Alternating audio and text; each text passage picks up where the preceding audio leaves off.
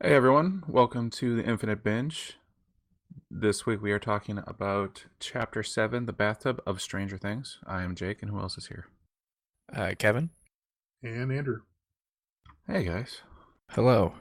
Man, we're getting close to the end. almost there. Things are getting exciting. Things are getting strange. Nah, Wonder- pretty typical stuff here. This happened in my childhood, so all par for the course, really. Well, wasn't everyone chased by helicopters as a kid? Yeah, who wasn't? I mean, that may be completely normal where you're from, but in Indiana, it's kind of weird, strange, Dude. you might say. Yeah, Well, supposedly it's not a real town. I've been led to believe, so Well, I that's think true. it's a cover up. It is a real town.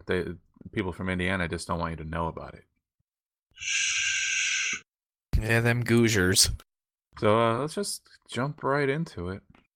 The episode opens with Mike cleaning up Elle at home, and Lucas is trying to warn them that the bad men are coming from the DOE.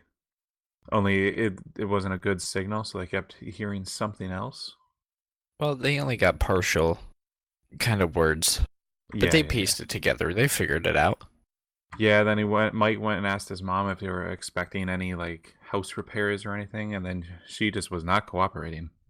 Which leads him to just kind of give up Yep, and say one of the best lines in the show. So, yep, the line of the show. If anyone asks where I am, I've left the country.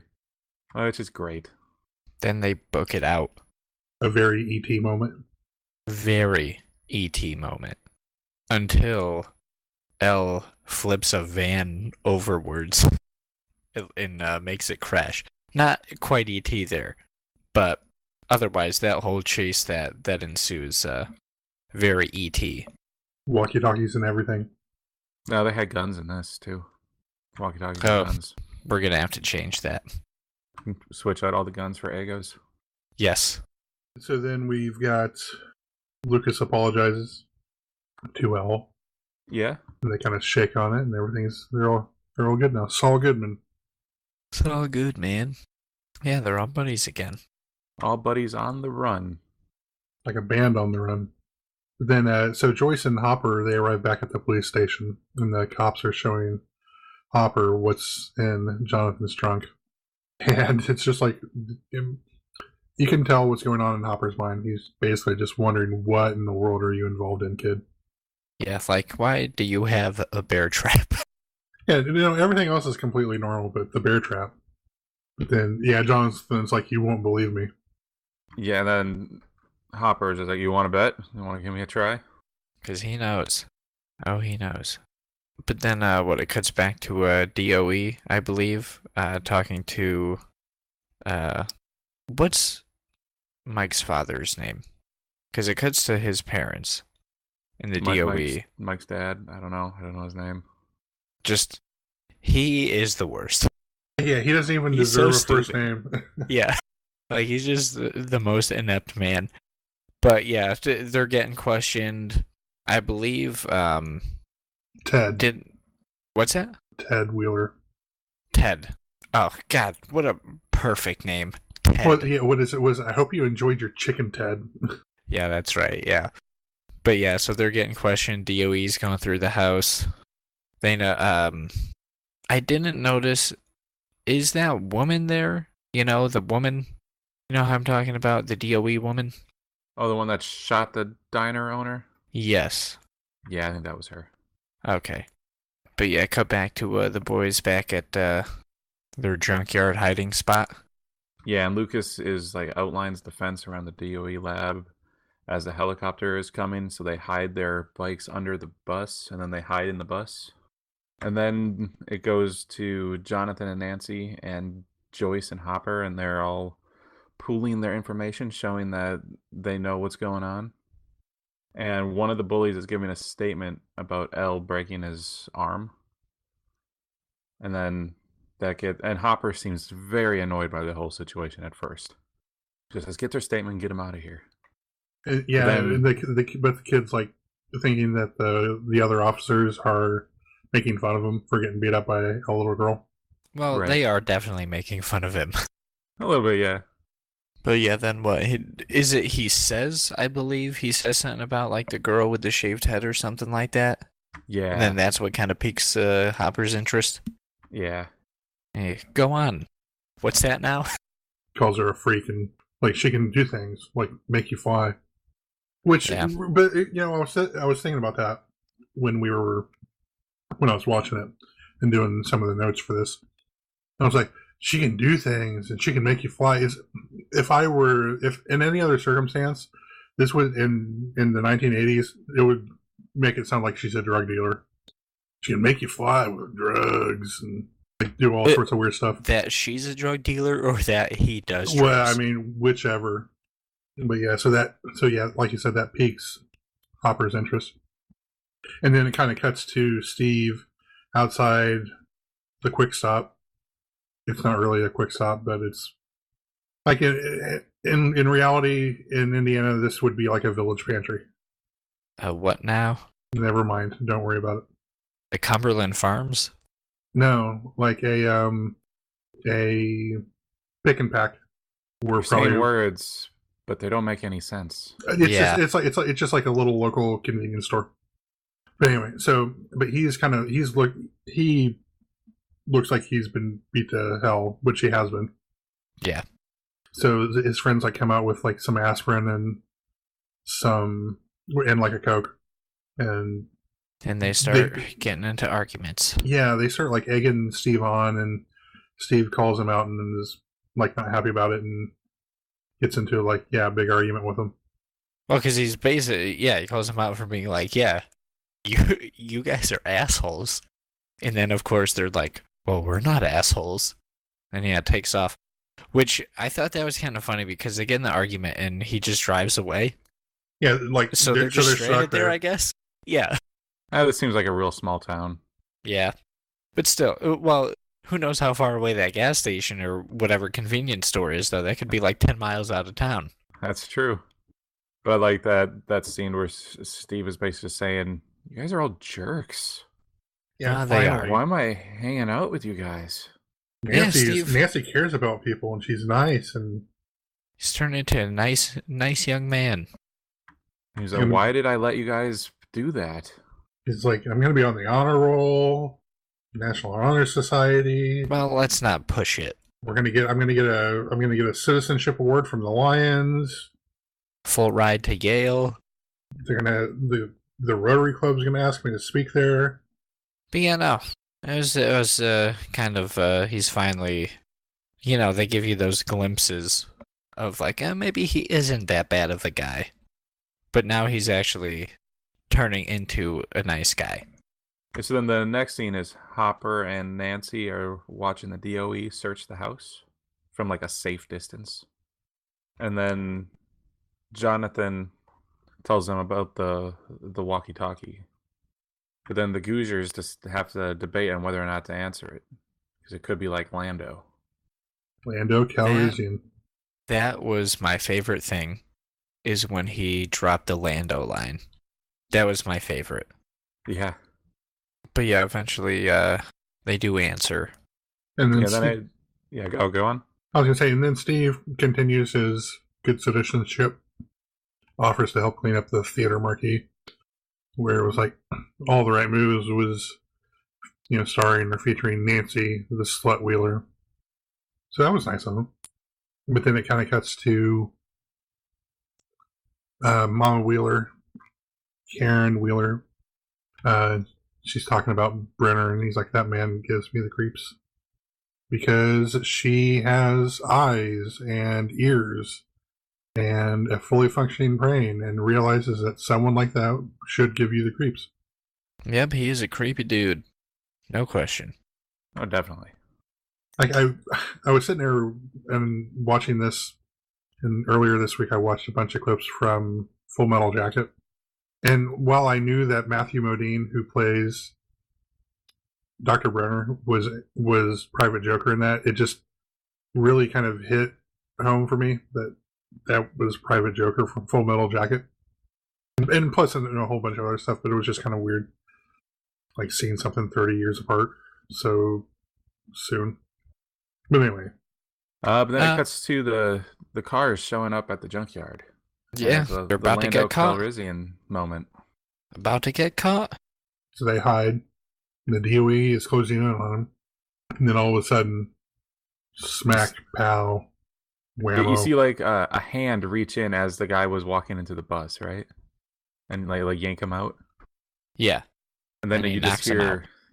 hear the sound effects of a fight. Yeah, the only thing that could have made it better is if they had the Wilhelm scream at some point. No, for that, not for that. But that would have been totally cool. That would have been funny.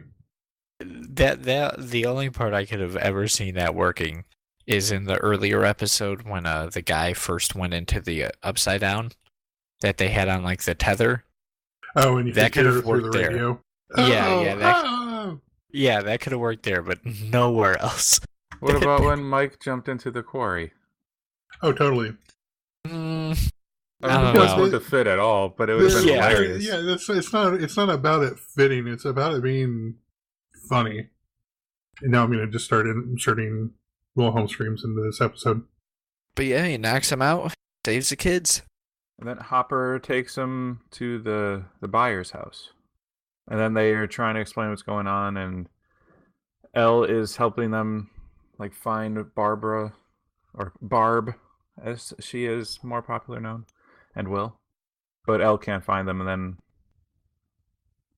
then she needs the bath. So Yeah, she like says she can sensory find them. deprivation. Yeah. So, obviously, if there's something that they don't understand, that means there's only one thing to do. Call Mr. Clark. So, Mr. Clark is watching the thing with a date, and she's kind of repulsed by it, but they're kind of like cuddled up on the couch or whatever. I love that I would hate this kind of person, but I like it in this scenario where in the scene where she's grossed out by it, but he's like, no, you see, it's actually like melted plastic and gum and like this other stuff. Like, because he's such a huge nerd with all that. It's great. But yeah, so Dustin calls, and he is totally cock-blocking Mr. Clark. Yep. He's just like, oh, we'll talk about this Monday. Well, I love how he's like, so, earlier was that if anyone asks where I am, I've left the country. This was actually my favorite bit here, where Mr. Clark asks, what's this for? And then Dustin hesitates, and he's like, fun? And then he kind of goes on this tangent about Mr. Clark always saying that he should always, if they're curious about something, they should always kind of explore that and go with that and figure it out, or like learn about it. And calls them like curiosity doors, and he's like, why are you keeping this curiosity door locked?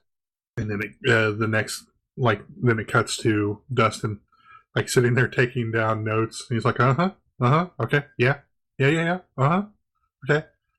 okay, and he's like, okay, and then you can tell at what point he finally gets everything that he actually needs out of it. Okay, then he's like, okay, I'll talk to you. No, we'll talk Monday. Bye. And it's like just kind of abruptly, like almost abruptly ends the conversation. Also, for a middle school science teacher, he kind of knows a lot. He does know quite a lot. He knows about portals to other dimensions and sensory deprivation tanks. I think the DOE needs to hire this guy. Well, they need to hire someone better than who they hire now. Oh, yeah. Well, that bar is not set very high. Do you have a pulse? Pulse optional. So yeah, he gets the instructions, and Dustin asks if they still have that kiddie pool that they used for bobbing for apples. And Joyce is like, yeah, sure, we have that. And then they just need salt. Lots of salt. Where lots equals 1,500 pounds of salt. They need 3/4 of a ton of salt. That's a lot of salt. So the chief raids the de-icing salt. And Jonathan's all like, it's not going to snow next week, is it? Worst case scenario, no school.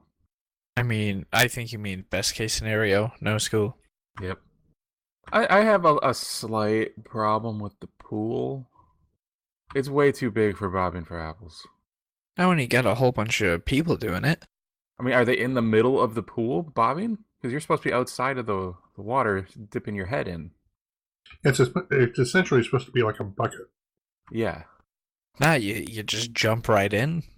Usually this is a Halloween activity. Usually, yes. And Indiana at Halloween, I assume it's kind of cold. It can be. There were several occasions where I had to wear like a coat over my